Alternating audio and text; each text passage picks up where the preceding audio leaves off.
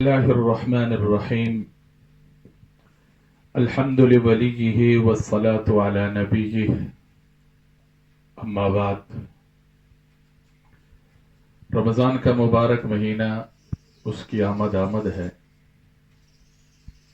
ہر ذی شعور رمضان کی برکت سے اور رمضان کی فضیلت سے واقف ہے، اور ہر مسلمان کی دلی خواہش ہوتی ہے کہ میں کسی طرح اس ماہ مبارک میں اپنے لیے کچھ کما سکوں، نیکی کے کام کر سکوں۔ تو اس اللہ الرحمن الرحیم الحمد لولیہ والصلاة علی نبیہ اما بعد۔ رمضان کا مبارک مہینہ، اس کی آمد ہے۔ ہر ذی شعور رمضان کی برکت سے اور رمضان کی فضیلت سے واقف ہے، اور ہر مسلمان کی دلی خواہش ہوتی ہے کہ میں کسی طرح اس ماہ مبارک میں اپنے لیے کچھ کما سکوں، نیکی کے کام کر سکوں۔ تو اسی حوالے سے روز کی ترتیب سے ارادہ ہوا کہ انشاءاللہ مختصر سا کلپ، مختصر سی بات آپ کے سامنے رکھی جائے۔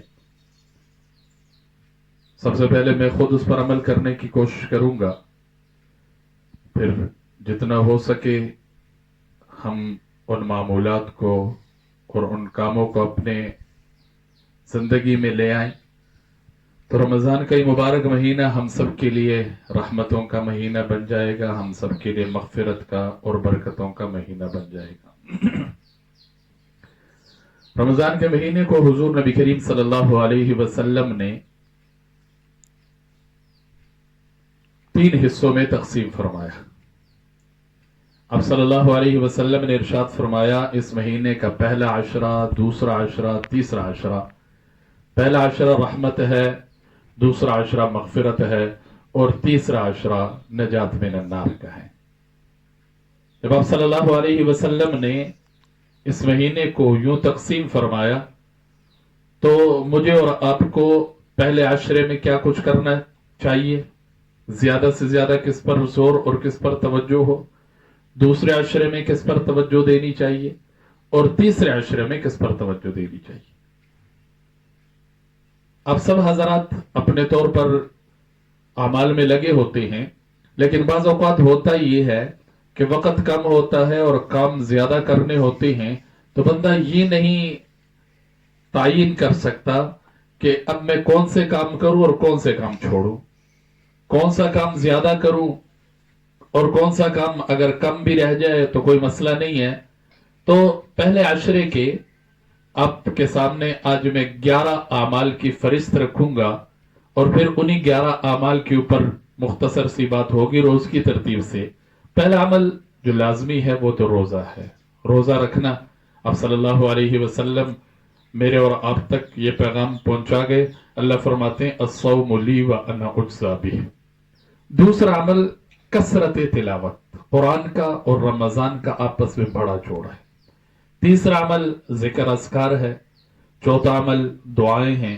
پانچواں عمل اپنے ماتحت اور ملازمین کے ساتھ تخفیف، ان کے ساتھ نرمی، ان کے کام کو ہلکا کرنا۔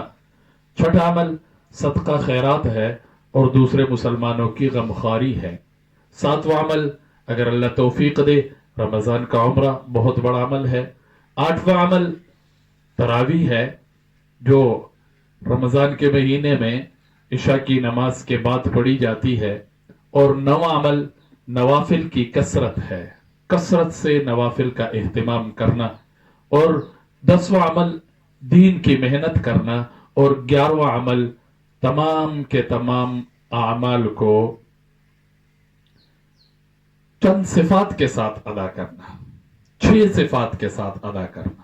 یہ جو تمام اعمال ہے، روزہ ہے، کثرت تلاوت ہے، ذکر اذکار ہے، دعائیں ہیں، اپنے ماتحت کے ساتھ تخفیف کا معاملہ ہے، صدقہ خیرات ہے، عمرہ کی ادائیگی ہے، تراویح ہے، نفل نوافل کی کثرت ہے، دین کی محنت کرنا۔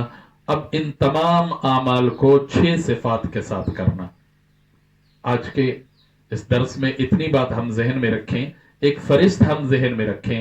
کل سے انشاءاللہ پھر روز کی ترتیب سے پہلا عمل، دوسرا عمل، اس کی فضیلت اور اس کے کرنے کا طریقہ، پھر انشاءاللہ آگے بات چلتی جائے گی. اللہ میرے لیے، ہم سب کے لیے اس ماہ مبارک کو برکتوں، رحمتوں اور سعادتوں کا مہینہ بنائے.